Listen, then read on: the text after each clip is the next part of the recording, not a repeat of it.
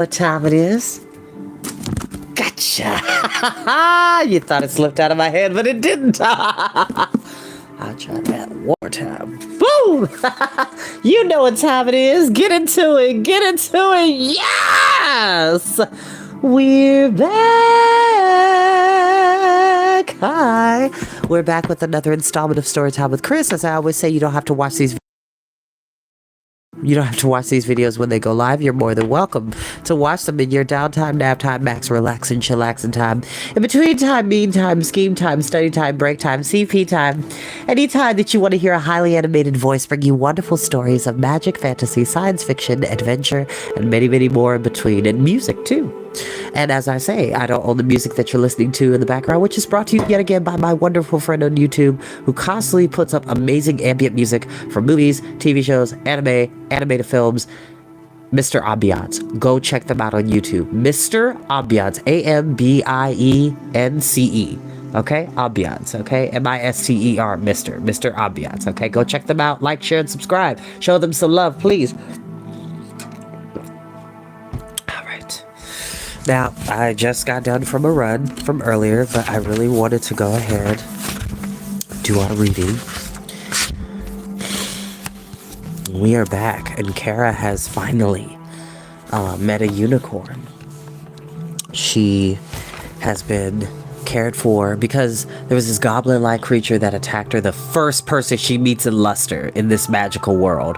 And it's this goblin-like creature that tries to drown her. And apparently she's saved by this bear-like man who cares for her and nurtures her and heals her. But then she's visited upon by this unicorn, and it pierces its horn through her chest. And we're gonna see what happens next. Get you.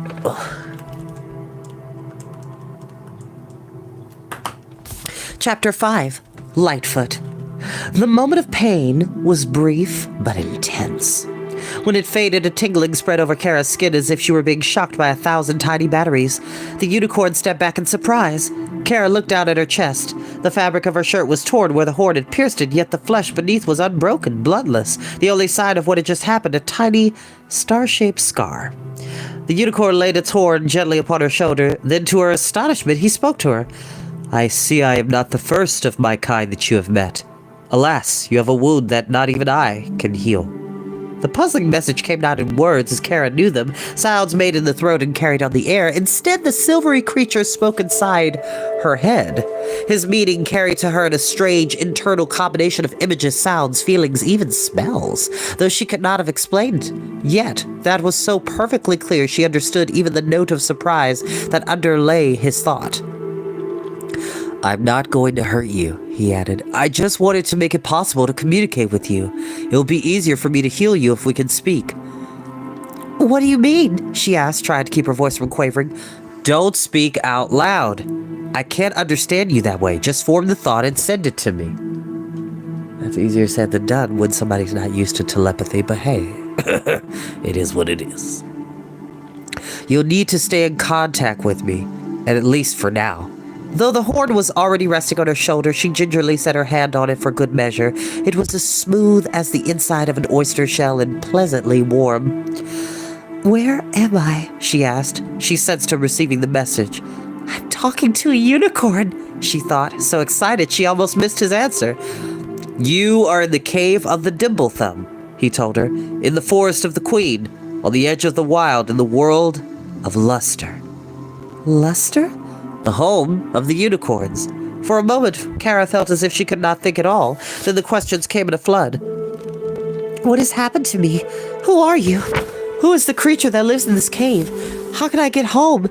Do you know my grandmother? What did you— Wait, interrupted the unicorn.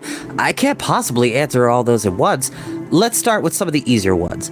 My name is Lightfoot. And yours? Kara. What has brought you here, Kara? Very few humans can cross the borders of Luster these days. He paused, then looked at her oddly and repeated, very few. This time, the underlying tone of his message was not surprise, but concern. She started to tell her story, but found herself lapsing into speech without realizing it. She started again. It was surprisingly hard to only think what she wanted to tell him and not say it out loud. You'll get better at it, he said reassuringly. Try again. Concentrating, she managed to get through the whole story without slipping into speech more than 3 or 4 times. The unicorn looked startled and somewhat worried when she mentioned her grandmother's request that she find the old one. "What's the matter?" she asked. "Nothing," he replied. "Go on with your story." She looked at him suspiciously but continued the tale. When she was done, he said, "This is more serious than I realized when the Dibblethumb came to fetch me." "The Dibblethumb?" "Your host and rescuer. You're resting in his bed right now. He's a gruff beast and generally a loner, so he is somewhat disturbed at having you here. Though to tell you the truth, I think he rather likes you. It's good for him, if you ask me. Shake him up a bit." "Where is he now?" "Gathering some herbs to help you regain your strength. I can heal any serious wounds you might have suffered when you were attacked, but recovery involves more than just healing. Crossing from your world to Luster probably took its toll on you as well. You'll need to rest for a few days. As to the healing, do you have any specific wounds I can tend to?"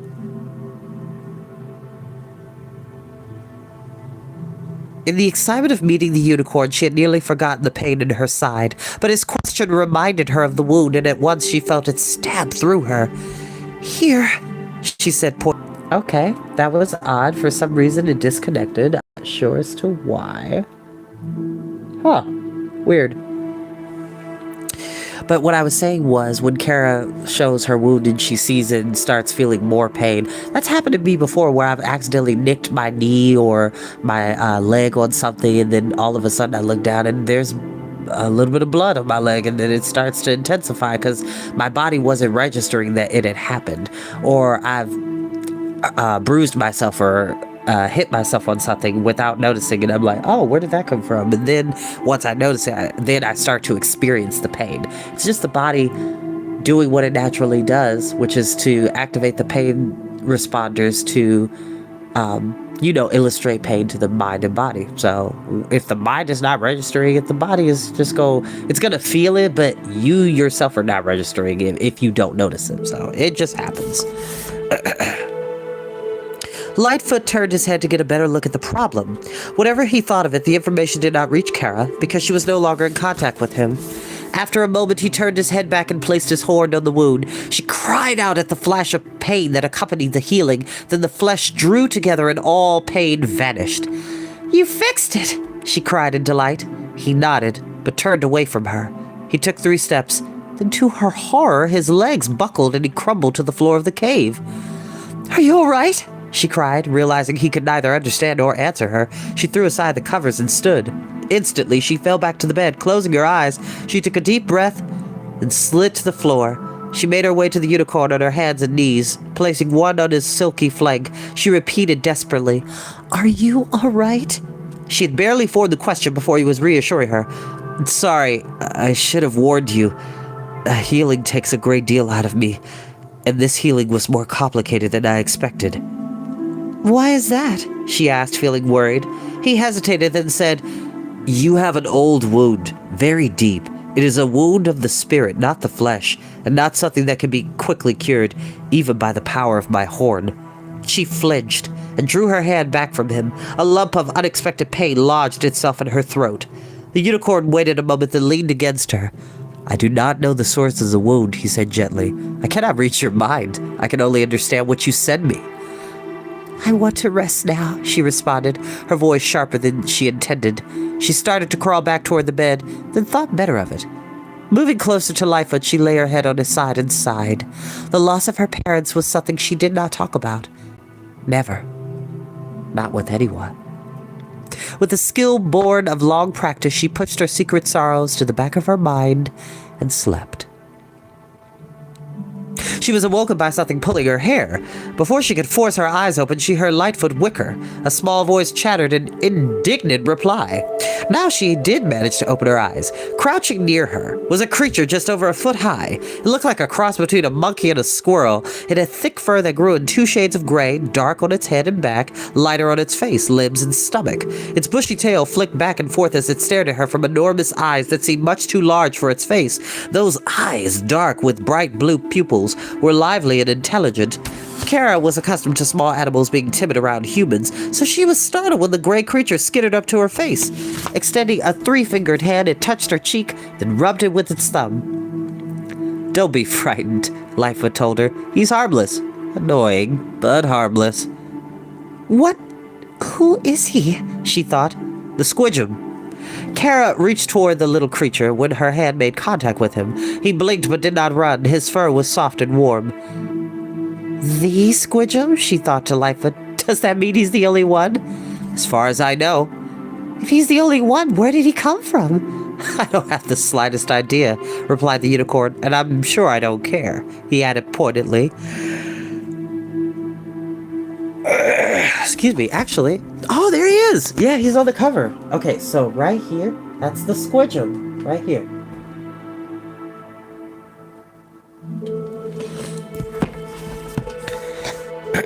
The squidgem turned his head and chittered at Lightfoot. Even without her connection to Lightfoot, his indignation would have been clear to Kara. With the connection, she understood him to be saying something along the lines of, mean hornhead. Oh. Mean hornhead, not love, good squidgem, fooey, bad, hotcha. Lightfoot snorted in response. Suddenly, a shadow stretched over them. With a screech, the squidgem scrambled over Kara's side and cowered behind her. Kara turned to look over her shoulder. For a moment, her heart leapt in horror. Almost as quickly, she felt a surge of relief. The creature standing at the entrance of the cave was the one she had seen the first time she woke here, the Dimblethumb. She wondered if he, too, was the only one of his kind. He appeared to be smiling, though it wasn't easy to tell, given his bear-like face. Holding up a big furry paw, he said, The Dimblethumb has something that belongs to you.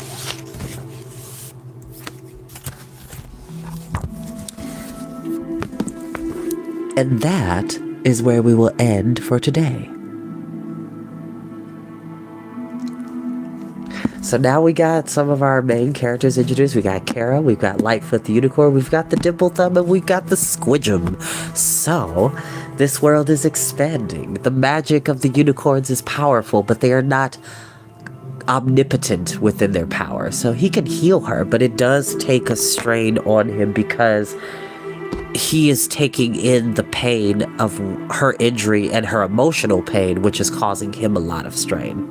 And let's be clear, unicorns are not horses. They are horse-like in nature, but they are not horses. Which, if you read from the previous chapter, in chapter 4, with a horse-like body, a long mane, the legs of a goat with cloven hooves rather than horse's hooves, a very long flowing tail, and almost a doe-like head and expression. So yeah, they're not horses. They are horse-like. So, without further ado, I will bid you all a good afternoon, have a great day, and I'll see you next time. Bye, lovelies. Bye-bye.